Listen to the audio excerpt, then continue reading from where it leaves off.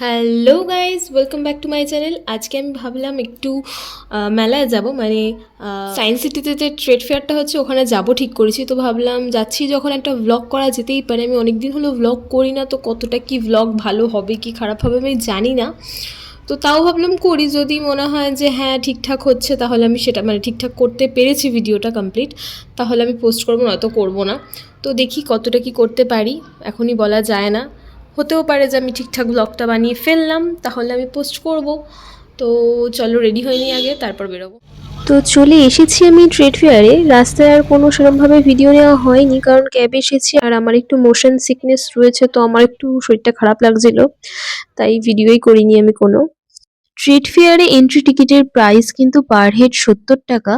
প্রথমে ঢুকেই দেখলাম জায়গাটা ক্রিসমাস থিমে খুব সুন্দর করে লাইটিং দিয়ে সাজিয়েছে, সাথে ক্রিসমাস ট্রি আর সান্টা ক্লজও রয়েছে। তো ফার্স্টে যে দোকানটা দেখলাম সেখানে অনেক ফ্লাওয়ার অ্যান্ড ফ্লাওয়ার ভাস ছিল। তারপরে এই দোকানটা এত সুন্দর সুন্দর ঠাকুর দেবতার মূর্তি, নানান পশু পাখি, ঘন্টা, কি যে ছিল না, দেখতেই পাচ্ছ প্রচুর মূর্তি। আর এই রাধা কৃষ্ণের মূর্তিটা এত অপূর্ব যে চোখই সরানো যাচ্ছিল না। তারপর ছিল এই ব্যাগের কাউন্টারটা, ইচ্ছে ছিল একটা ব্যাগ নেওয়ার, বাট ভীষণ এক্সপেন্সিভ। তারপর আমি চলে গেলাম এই কাউন্টারটায়, যেটা কিনা ইনস্টাগ্রামে মোস্ট ভাইরাল।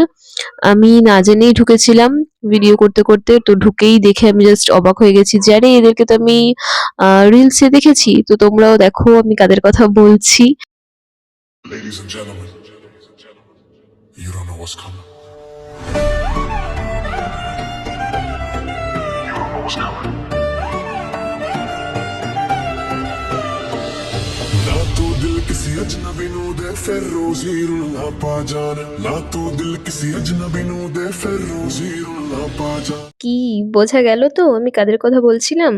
এই ড্রাই ফ্রুটের স্টলগুলো ছিল আফগানিস্তানে। তো প্রচুর ড্রাই ফ্রুটস ছিল, অনেক টেস্ট করেছি, সাথে কিনেও এনেছি, লাস্টে দেখাবো।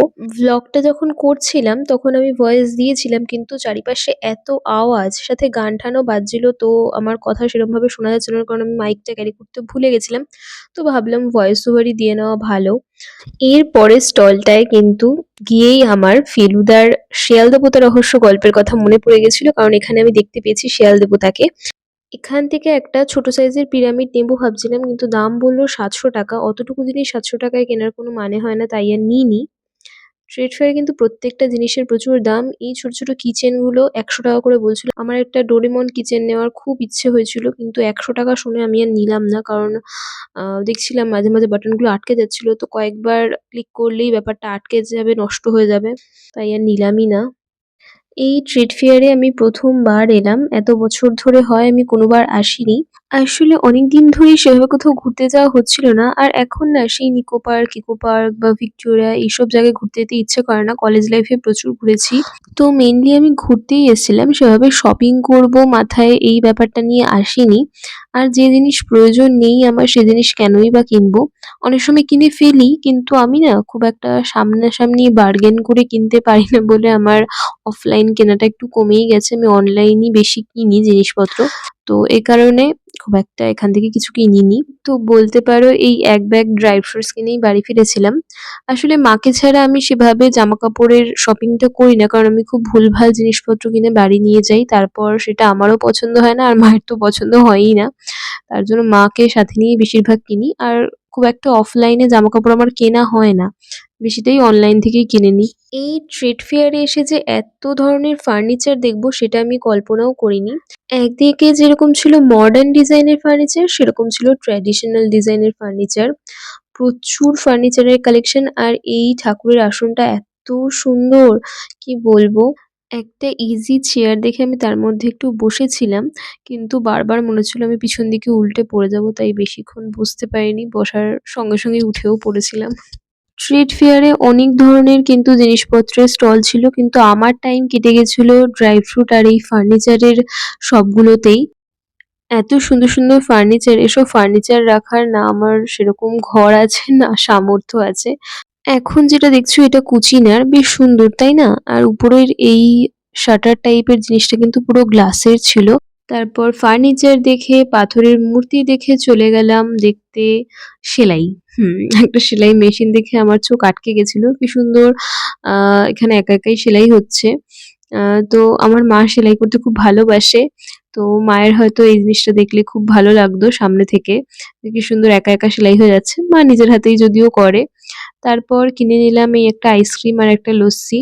এরপর আইসক্রিমটা খেতে, খেতে গিয়ে দেখলাম মায়াপুর ইস্কন থেকেও একটা দোকান দেয়া হয়েছে। যেখানে নানান ধরনের ঠাকুর দেবতার জিনিসপত্র তো পাওয়া যাচ্ছেই, সাথে কেক, প্যাটিস এগুলোও বিক্রি হচ্ছে। তো তোমরা যারা ভাবছো যে ট্রেড ফেয়ারে আসবে তারা কিন্তু হাতে অনেকটা সময় নিয়ে আসবে, কারণ অনেক বড় জায়গায় অনেক কাউন্টার।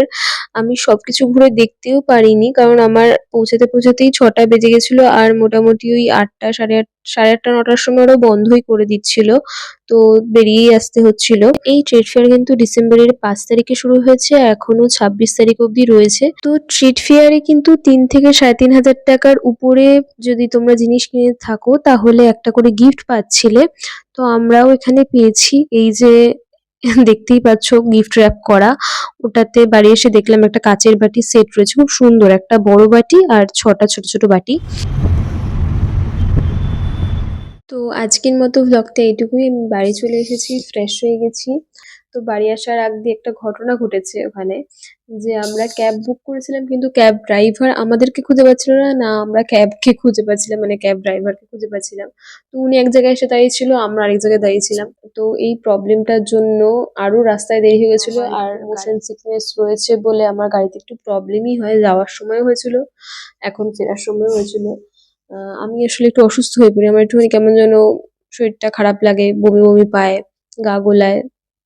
তো অনেক কন্ট্রোল করে আমি ছিলাম। খিদে পেয়েছে, বমি পাচ্ছে, ঘুম পাচ্ছে, 3টে জিনিস একসাথে। তো এখন আমি শুয়েই পড়বো, আমার শরীরটা ঠিক ভাল লাগছে না। তো যদি তোমরা এতক্ষণ ধরে ভিডিওটা দেখে থাকো আর তোমাদের যদি ভালো লেগে থাকে তাহলে অবশ্যই কিন্তু কমেন্টে জানিও আর সাবস্ক্রাইব করে যেও। কমেন্টে বলো যে তোমরা এরকম আরো ব্লগ দেখতে চাইছো কিনা, তাহলে আমি অবশ্যই বানাবো। প্রথম দিকে আমি বানাতাম, তারপরে বানানো ছেড়ে দিয়েছিলাম ব্লগ। তোমাদের ভালো লাগলে অবশ্যই বানাবো।